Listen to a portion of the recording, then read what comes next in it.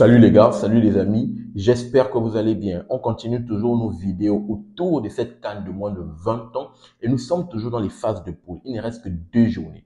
2 journées pour savoir le dénouement de ces phases de poule, 2 journées pour savoir quelles seront les équipes qui vont se hisser pour ces quarts de finale, quelles seront les équipes qui seront qualifiées. Lorsqu'on essaie de voir le calendrier de cette CAN, on peut voir qu'il y a déjà le calendrier en train de se dessiner, le calendrier en train de se remplir. Cette équipe nigériane qui s'est accrochée hier face à cette équipe kenyane est juste là, elle est présente dans le derby de l'Afrique du Nord entre le Maroc et la Tunisie. Cette équipe des Aiglons de la classe, bien sûr, s'est imposée et bien sûr, c'est Isla. Ils se sont qualifiés. On sait que dans ce groupe B, il y a déjà le premier qui est le Maroc, le deuxième qui est le Nigeria. Ils sont juste là. On sait que la journée précédente, juste avant la journée d'hier, il y a eu ce match assez important. Et on a pu voir cette équipe de l'Afrique du Sud qui s'est imposée face à cette équipe de la Sierra Leone. Ils ont copieusement tapé cette équipe de la Sierra Leone. On peut bien sûr voir l'Afrique du Sud juste là. Ils ont tapé la Sierra Leone 4-1. Et de l'autre côté, la Zambie a décroché sa première victoire depuis le début de cette compétition. C'est que eux,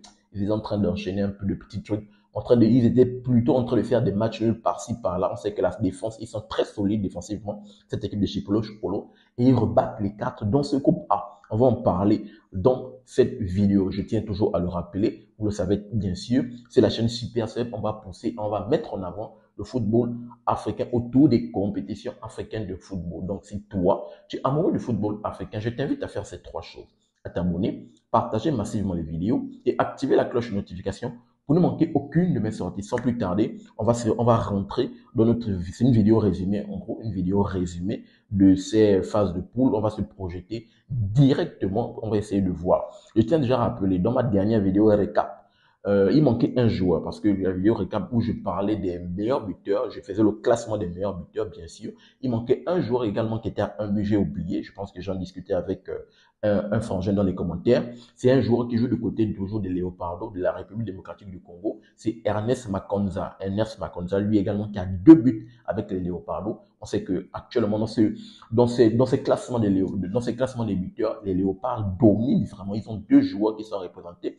Ils ont Samuel Tanda, dossard 9, capitaine de cette équipe. Ils ont également Ernest Makonza, qui est milieu de terrain de cette équipe, qui représente vraiment haut et fort les couleurs de la République démocratique du Congo. Donc, je tenais à rappeler ça au moins dans la vidéo et on va poursuivre. Dans les rencontres de mardi, on a pu voir cette équipe des Chipolo Polo Zambiens, les jeunes petits, se sont imposés face à cette équipe des Taifa Stars, les jeunes de la Tanzanie. Ils ont imposé 1-0. On sait que depuis le début de la compétition, la Zambie, j'ai toujours appelé cette équipe zambienne, elle est solide défensivement, mais elle a du mal à être offensive, elle a du mal à concrétiser les occasions.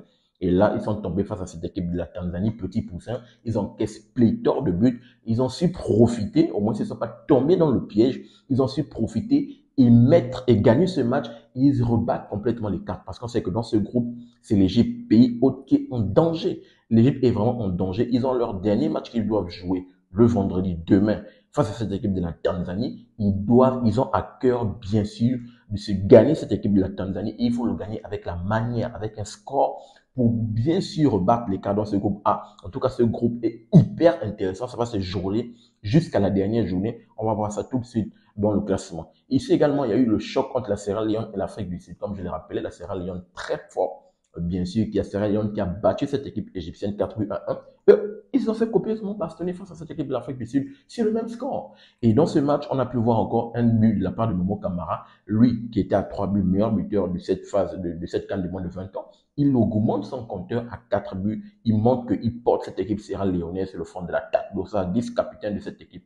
Il y a également le joueur Temulo qui se hisse également dans ce classement des buteurs, qui signe 2 réalisations. Donc, ici, on ne va pas faire le classement des buteurs, on va faire le classement des buteurs dans la prochaine vidéo récapitulative, bien sûr, de ces phases de poule. Donc, cette équipe de l'Afrique du Sud est juste exceptionnelle lorsqu'on essaie de checker très rapidement le classement. Qu'est-ce qu'on peut voir? Dans le classement, on peut voir que l'Afrique du Sud est juste là.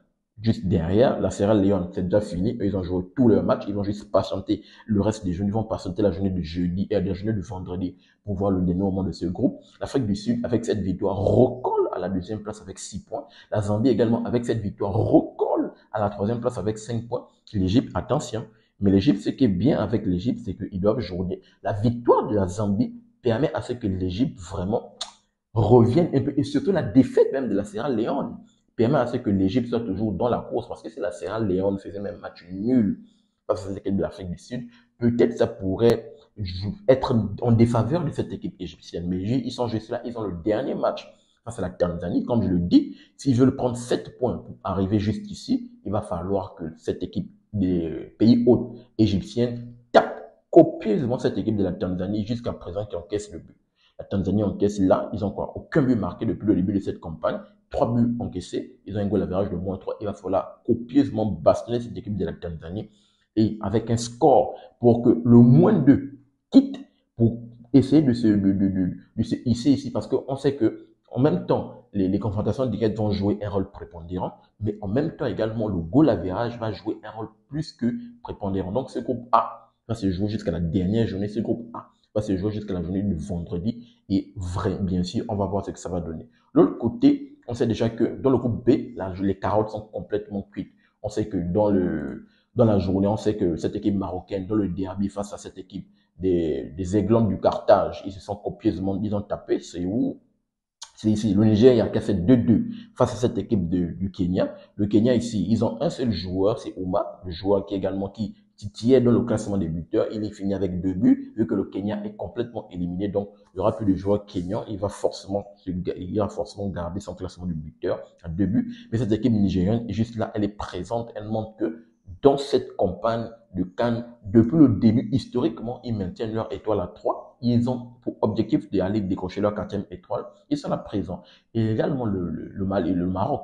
Le Maroc dans le derby de l'Afrique centrale, dans le derby de l'Afrique du Nord, ils sont présents. Ils montrent qu'ils ont pour objectif de suivre les petits de la CAN de moins de U17. Ils ont pour objectif de décrocher cette CAN. Attention à cette équipe marocaine. Lorsqu'on essaie de checker très rapidement au niveau du classement, on peut voir que le Maroc est juste là. Le Maroc finit premier de son groupe, juste devant le Nigeria. Parce qu'on sait que les deux, lorsque se sont rencontrés dans la deuxième journée, ils ont fait, le match s'est soldé par un match nul. Et là, le Maroc finit premier de son groupe avec un bilan de 7 points. Le Nigeria deuxième avec un bilan de 5 points. Malheureusement, la Tunisie est troisième avec 3 points. La Tunisie a un bilan pas bon avec deux défaites, une victoire. Mais attention, le Kenya, on sait qu'ils sont déjà éliminés. Mais la Tunisie a toujours des chances de se qualifier. Mais il faut le dire, ils sont en sursis. Cette équipe tunisienne est en sursis. Déjà, on sait que dans le groupe A, lorsque j'essaie de voir les chiffres là, lorsque j'essaie de voir même les nombres de points pris par les 4 premières équipes, on peut voir que forcément cette équipe va dégager un meilleur troisième. Forcément, cette équipe va dégager un meilleur troisième. Même si l'Afrique du Sud, dans le dernier match, parce que le dernier match, c'est Afrique du Sud-Zambie. Même s'il y a match nul, les deux vont prendre 7 points. L'Afrique du Sud, 7 points. La Zambie, 6 points. Donc, l'Égypte, je vois quand même une victoire de l'Égypte face à la Tanzanie. Donc, l'Égypte peut recoller à 7 points. Donc, là, ça va vraiment se jouer au niveau des calculs. Ça va se jouer au goal average, ça va se jouer aux confrontations directes. Donc, forcément, cette équipe, ce groupe A va dégager un meilleur troisième. En gros, la Tunisie, la place de la Tunisie pour les quarts de finale doit dépendre du groupe C. Parce que je l'ai expliqué, le groupe A va forcément dégager un meilleur troisième. Ça va dépendre du groupe C.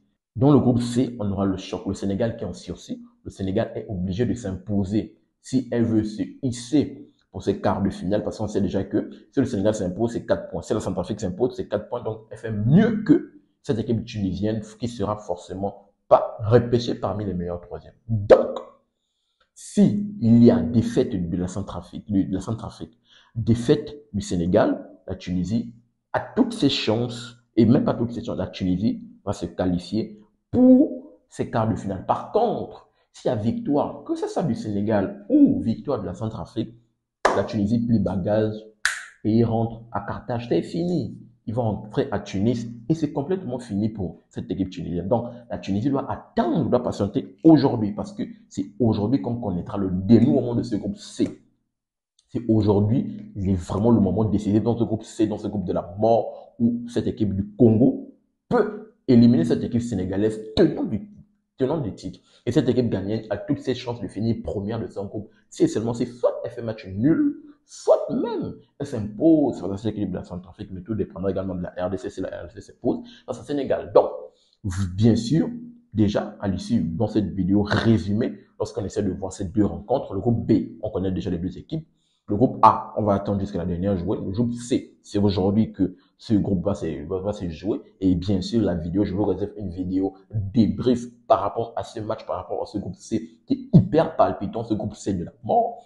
Et on va tout de suite aller dans les phases finales.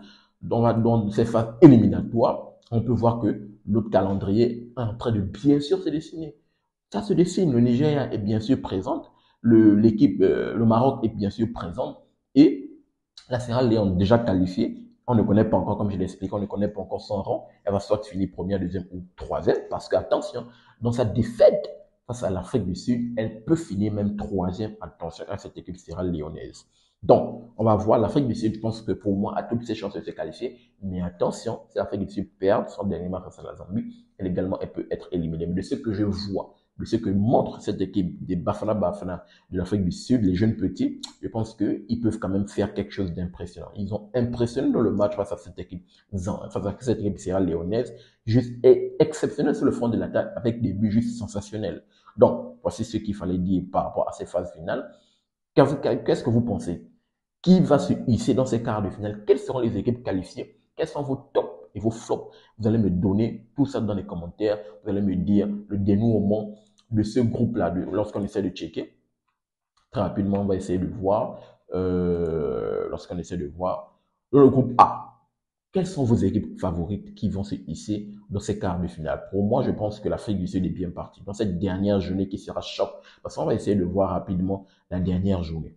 La dernière journée va se jouer aujourd'hui, comme je l'ai rappelé tantôt. Le Sénégal va jouer face à la République démocratique du Congo. Le match se joue à 15h, heure Afrique de l'Ouest. La Centrafrique va jouer face au Ghana. Le match va se jouer également à 15h. OK, les deux jouent de façon simultanée. Il n'y a pas de 18h. OK, les deux vont se jouer en même temps, à la même heure. Donc, le demain, il y aura la Tanzanie qui va jouer l'Égypte, l'Afrique du Sud qui va jouer la Zambie. Ce groupe, comme je l'ai dit, il ne reste que 2 journées. Et à l'issue de ces 2 journées, on connaîtra bien sûr les équipes qualifiées pour ces quarts de finale. Donnez-moi vos équipes qui se dégagent. Donnez-moi vos favoris pour ces quarts de finale. Dites-moi, dans la rencontre Sénégal-RDC, qui va s'imposer? Dans la rencontre Centrafrique-Ghana, qui va s'imposer demain? Qui voyez-vous se qualifier pour ces quarts de finale? Je vous attends bien sûr dans les commentaires pour avoir votre avis tranché et votre opinion. Si je peux me mouiller, si personnellement je peux me mouiller, en fait, je vais d'ailleurs même je vais me mouiller. Sincèrement, pour moi, déjà là, je vois entre deux. Je vois pas cette équipe sénégalaise perdre le match face à la RDC. Je vois au moins ce que, champion du titre quand même, elle va se battre jusqu'au bout pour moi. Dans ce match, je vois vraiment un match où, soit c'est match nul, le Sénégal plie le bagage et rentre à la maison, soit le Sénégal s'impose et bien sûr, et rebattre les cartes. De l'autre côté, je vois un match nul entre la Centrafrique et le Ghana. Je vois cette Centrafrique accrocher cette équipe ghanéenne. Je vois même la Centrafrique ouvrir le score, le Ghana qui revient. Et bien sûr, match nul entre les deux. Donc, le Ghana finit première. Et ici, le Ghana finit première, là, le Sénégal finit deuxième parce que le Sénégal se serait imposé face à la RDC et la RDC troisième. Ça, c'est si la victoire du Sénégal. Par contre, si le Sénégal fait match nul, bien sûr, ce qui est fort probable parce que la RDC quand même montre de belles choses. Si le Sénégal fait match nul, le Sénégal est éliminé et le Congo qualifié. Donc, vraiment, ça va dépendre de ce groupe. Ici, je vois cette équipe égyptienne normalement taper cette équipe tanzanienne. Et ici, je vois l'Afrique du Sud. Je vois également un match nul entre les deux parce que, oui, l'Afrique du Sud est fort offensivement, mais la Zambie également a tout à jouer dans ce dernier match. Donc, vraiment, ça va être assez difficile. Donc, je vois un match nul entre l'Afrique du Sud et la Zambie, ce qui va rebattre bien sûr les cartes. Parce que, s'il y a match nul entre les deux, l'Afrique du Sud aura 7 points. Donc l'Afrique du Sud automatiquement passe devant la Sierra Leone. L'Afrique du Sud finit première automatiquement parce que l'Afrique du Sud, confrontation directe, a tapé la Sierra Leone et en gros, l'average, ils sont supérieurs. Et la Zambie aura 6 points, mais la Zambie va revenir. Si l'Égypte gagne, l'Égypte passe automatiquement devant la Zambie vu que on même le nombre de points. Par contre, ici, on va voir que la Sierra Leone sera deuxième et l'Égypte troisième. Donc, voici pour mon pronostic par rapport à ce groupe A. Je pense que l'Afrique du Sud finit premier avec un bilan de 7 points. Match nul face à la Zambie. La Sierra Leone deuxième avec 7 points. L'Égypte troisième avec 7 points. Juste derrière parce que confrontation directe, la Sierra Leone a gagné. Et les malheureux, c'est la Zambie, malheureusement, qui va finir quatrième avec un bilan de 6 points. 6 points dans ce dernier match. Ils vont faire match nul face à l'Afrique du Sud. Et les Taifa Stars vont retourner à Dar es Salaam tranquille, eux qui sont déjà éliminés. Dans le groupe B, on connaît déjà le dénouement. On va voir les Aigles de Carthage. Mais comme je le dis quand tantôt, les Aiglons de Carthage, tout dépendra de ce groupe. Si le Sénégal s'impose, ils sont éliminés. Si le Sénégal fait match nul, ils sont qualifiés. Si la Centrafrique s'impose, ils sont éliminés. Si la Centrafrique fait match nul ou perd, ils sont qualifiés. Donc, tout dépendra également de ce groupe. Mais pour moi, je vois le Ghana et le Congo passer automatiquement. Les deux passent. Pour moi, je vois que les deux, le Ghana et le Congo passent. Je vois même le Ghana finir première, comme je l'ai expliqué. La RDC peut finir deuxième de son groupe. Mais attention, s'il y a un match nul entre RDC et Sénégal, la RDC finit première parce que le Ghana, à part si le Ghana s'impose face à la Centrafrique, mais si le Ghana fait match nul, le Ghana peut finir deuxième. Donc, vraiment, c'est difficile de pronostiquer ce groupe. C'est ce groupe de la mort, mais vraiment, comme je l'ai dit, j'ai essayé de me mouiller, mais je vois vraiment le Sénégal, champion en titre, sorti de la meilleure des façons, soit sur un match nul, soit sur une victoire, mais pas sur une défaite. Ça est quand même assez tragique de voir cette équipe sénégalaise sortie sur une défaite, mais c'est le football et on va voir ce que ça va donner. Donc, on va se donner rendez-vous à 15h pour ce match. Je pense qu'à l'issue de ce match, je ferai une vidéo débrief dans laquelle on va se projeter, on va se prononcer pour voir bien sûr. Donc, donnez-moi votre analyse et votre retour dans les commentaires. Donnez-moi également vos pronostics si vous pouvez vous mouiller. Je vous attends dans les commentaires pour avoir votre analyse et votre opinion. N'oubliez pas de vous abonner, de liker, mais surtout activer la cloche de notification pour ne manquer aucune de mes sorties. Peace. À très bientôt les gars.